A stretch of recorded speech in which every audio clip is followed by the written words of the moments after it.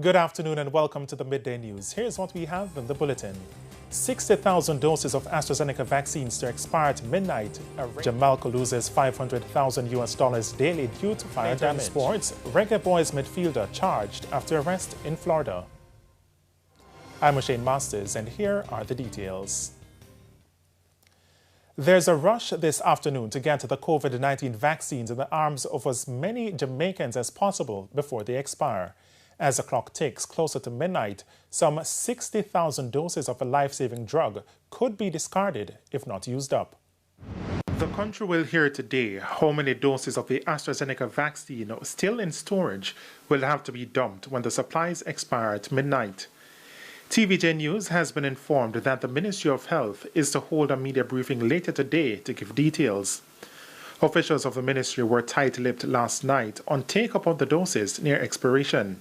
Professor of Public Health and Epidemiology at the University of the West Indies, Peter Figueroa, says it's unfortunate that doses of a medicine may go to waste. Some of us have been saying that you could have given it to private sector doctors from months ago, and also to get it into more of the health centers where people can access the vaccine more readily. So it is very unfortunate. Professor Figueroa explained that unlike other vaccines, the AstraZeneca brand cannot be used after the expiration date. I know that with respect to another COVID vaccine, there was actually an extension of the expiry date because the tests in the lab showed that the vaccine was still active. But I don't think that that is going to apply to the current vaccine that the government has. Speaking of the morning agenda on Power 106, Director of Family Health Services in the Ministry of Health, Dr. Melody Ennis, says the time allotted for vaccination could be extended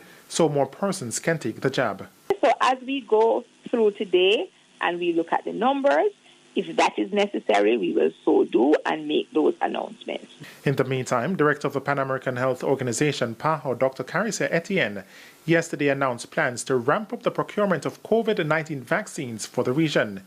She told the weekly PAHO news conference that discussions are taking place with manufacturers to purchase additional doses of the medicine. We are expected to sign new agreements in the coming days to buy vaccines that have the emergency use listing approval from other suppliers for 2021 and 2022. But administering vaccines requires more than just doses. Today, we need more syringes as vaccination campaigns ramp up. PAHO has already secured over 150 million syringes for our member states, and the revolving fund is working to finalize shipments for the rest of 2021. There was a slight upward movement in the island's positivity rate in the last 24 hours.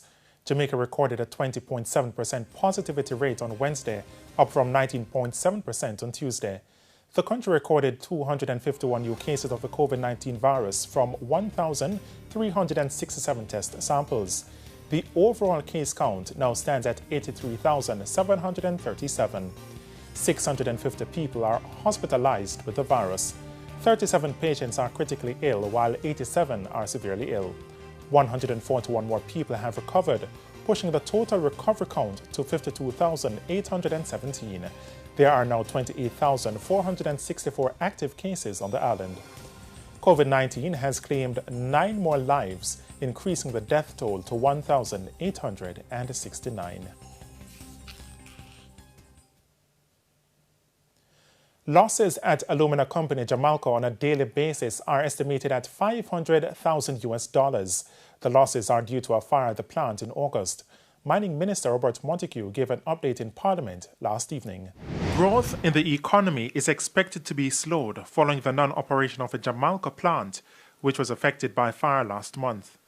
Mining Minister Robert Montague, speaking on Wednesday in Parliament, said there will be a decline in alumina production and the related foreign exchange earnings for 2021 into 2022 and possibly into 2023. He says the plant currently has property and plant insurance coverage amounting to $250 million to address single incidents such as the fire. However, he noted that may not be enough. CAP may well need to call on the government of Jamaica to enable it to cover its 45% of any reconstruction expenses that might be necessary.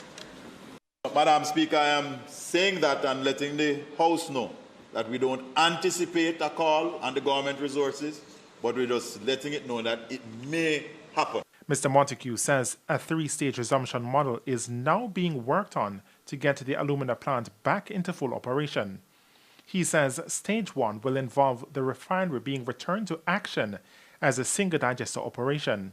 Other key activities during this phase include environmental cleanup, engineering assessment of remaining structures, power and electric reconstruction, mechanical and civil structure reconstruction, return to the service of the main steam turbine, and we will also increase our buy of energy from the JPS. The capital required for this stage is approximately $19 million. In stage 2, the plant will be moved to a 2-digester operation with the rental of gas turbines. The final stage will see the installation of a new gas-fired powerhouse with heat recovery to replace the rented boilers. But opposition spokesman on mining Philip Paulwell has taken issue with the expected timelines, calling them unrealistic. When you have to be dealing with insurance claims, when you have to deal with clearing land, starting rehabilitation process, a lot of time is lost. And I really hope that we can get the plant back, even to that first stage where you get back one of the digesters in place.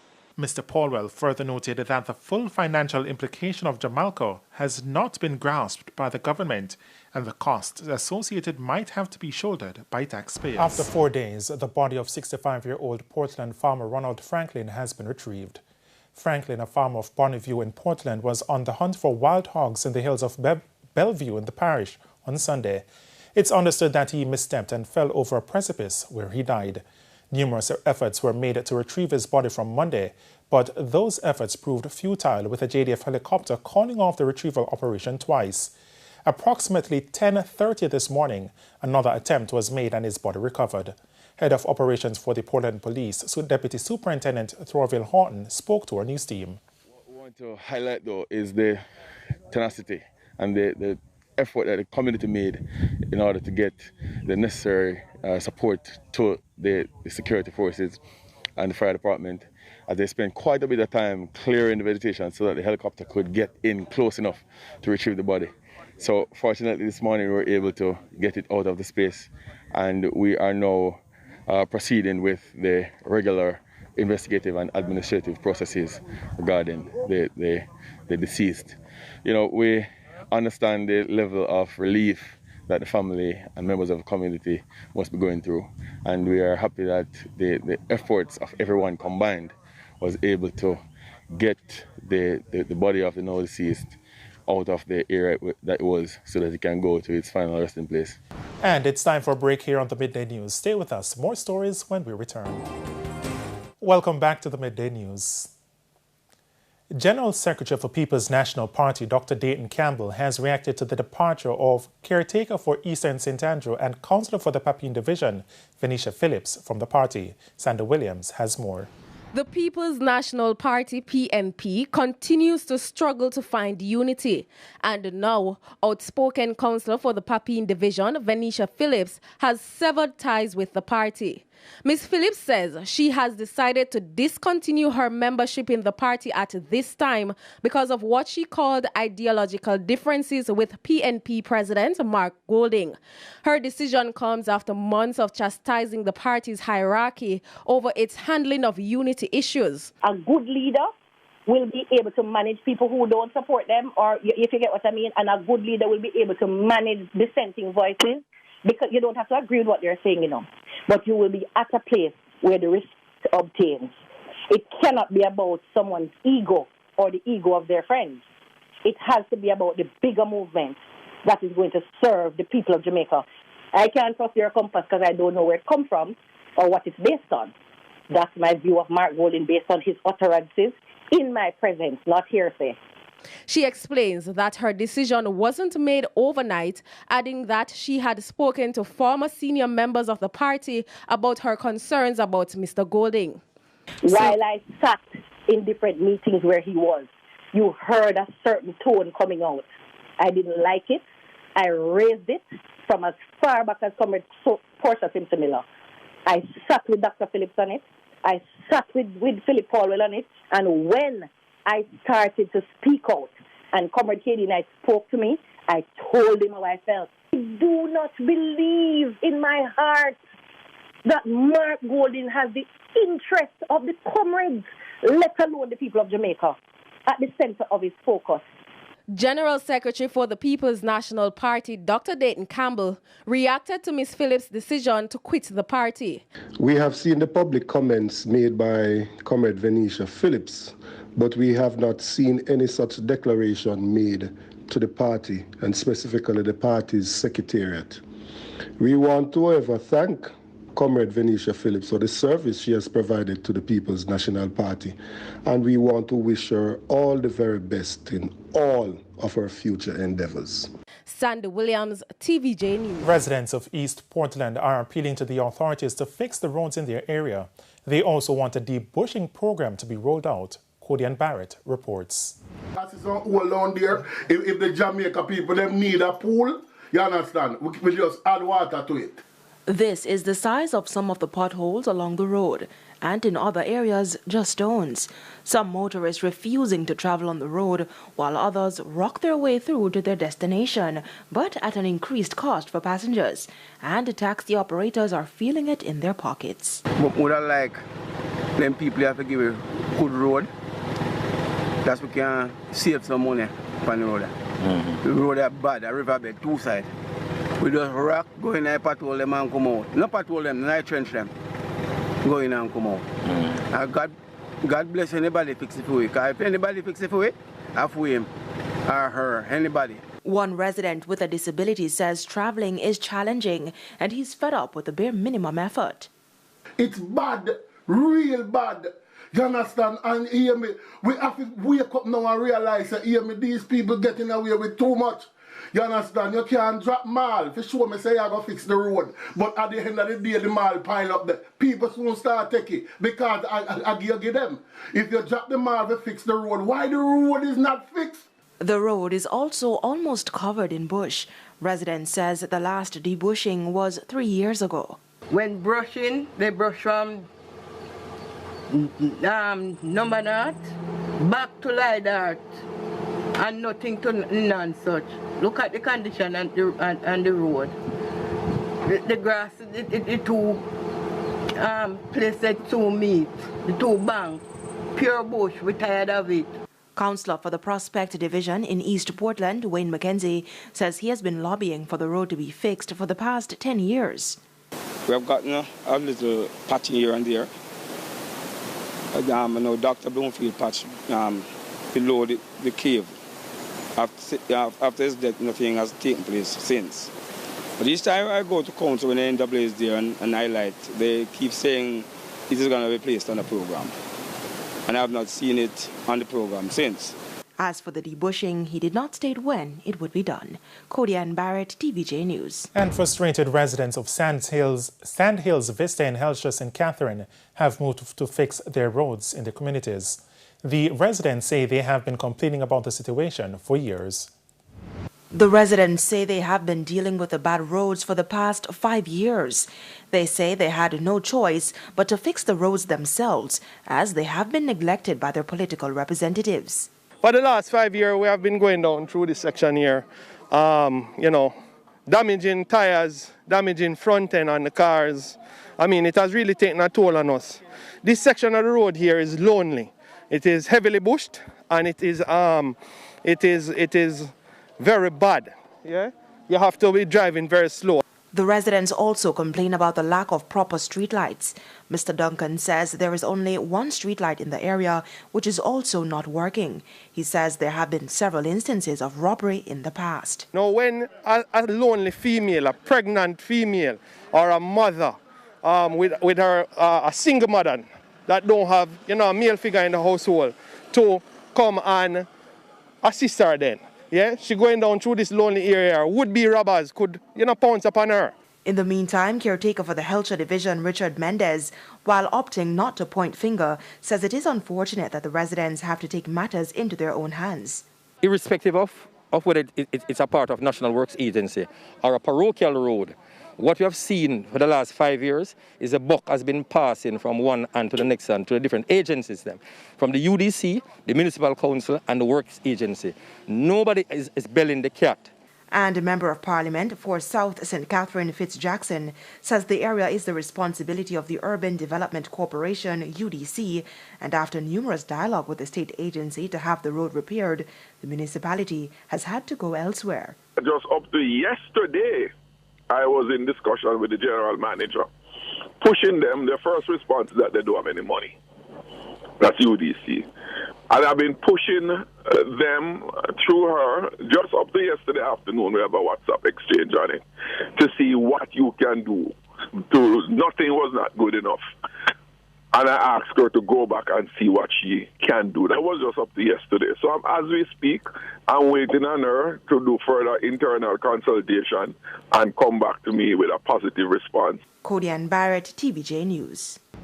And it's now time for the Business Minute. Again, we go to Codian Barrett. Lumber Depot more than tripled its profits for the financial year, which ended April 30, 2021.